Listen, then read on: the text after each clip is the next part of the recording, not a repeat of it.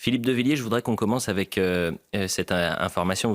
Votre ami Boualem Sansal, qui est détenu depuis près de 70 jours, toujours aux mains du régime algérien. Et les masques sont en train de tomber. Pourquoi je vous dis ça? Parce que le Parlement européen a adopté une résolution pour condamner l'arrestation et la détention de Boualem Sansal. Et c'est Rachel Binas, la journaliste de Marianne, qui a donné cette information que peu avait jeudi après-midi. 533 votes pour sur 605 eurodéputés présents. Côté français, Rima Hassan a voté contre. Manon Aubry s'est abstenue, les socialistes et les Verts pour. Vous avez souvent dans cette émission parlé de LFI comme d'une cinquième colonne. Est-ce que c'en est un nouvel exemple, Philippe de Villiers? Ça va très loin. Là, c'est vraiment très pédagogique. D'abord, il faut saluer l'initiative de François-Xavier Bellamy, qui décidément, en ce moment, monte au créneau, puisqu'on parlera peut-être d'autres sujets dont il s'est emparé. C'est mon ministre de l'Éducation de la grande alternance. C'est un philosophe, je le connais très bien depuis très longtemps. Il est au-dessus du panier, c'est vraiment la classe internationale. Et il a eu cette idée courageuse de proposer une résolution au Parlement européen. Et il s'est passé ce que vous venez de raconter. Alors, en fait, d'abord, c'est une infamie, ce qu'a fait Rima Hassan. Et j'ai vu ce matin François-Xavier Bellamy, il a raconté comment ça s'est passé. Et voilà pourquoi c'est une infamie.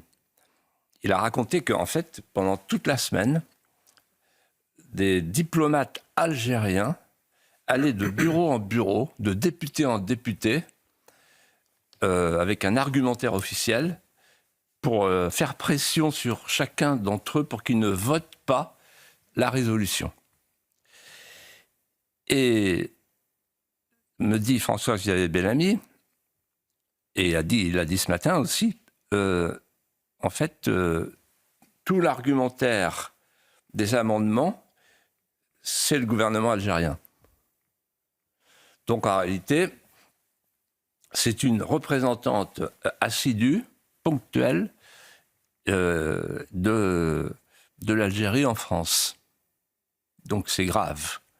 Parce qu'elle est française, Boualem Sansal est français, franco-algérien, français, et il est emprisonné pour un délit d'opinion. Et donc une Française qui, au Parlement européen, ne vote pas une résolution pour la libération d'un homme qui a commis un délit d'opinion, c'est-à-dire qu'il a critiqué le gouvernement algérien, c'est très grave. Mais le plus grave, c'est pas ça.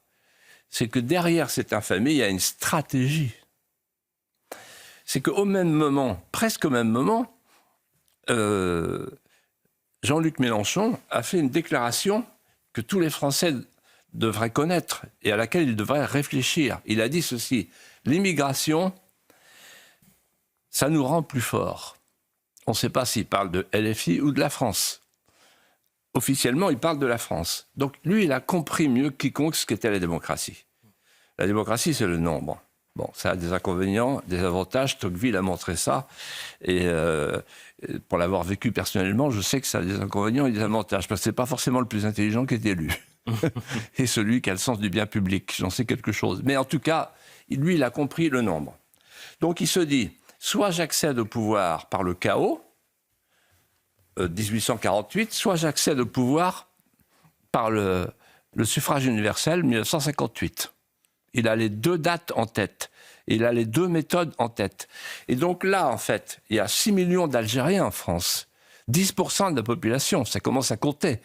Et comme la gauche s'est détournée du monde ouvrier, en livrant le monde ouvrier à la mondialisation sauvage, il fallait bien trouver des électeurs de substitution. Ils ont trouvé un lumpenprolétariat. Et Jean-Luc Mélenchon en fait son miel. Donc il y a une cohérence parfaite entre Rima Hassan et Jean-Luc Mélenchon. Ça s'emboîte parfaitement. Elle soutient évidemment les Algériens de France. C'est à elle qu'elle s'adresse en en votant non à la résolution. C'est à elle qu'elle envoie un message. Et Jean-Luc Mélenchon qui dit qui regarde chaque matin, non pas sa cote de popularité, mais le nombre d'étrangers, et notamment d'Algériens, qui arrivent en France.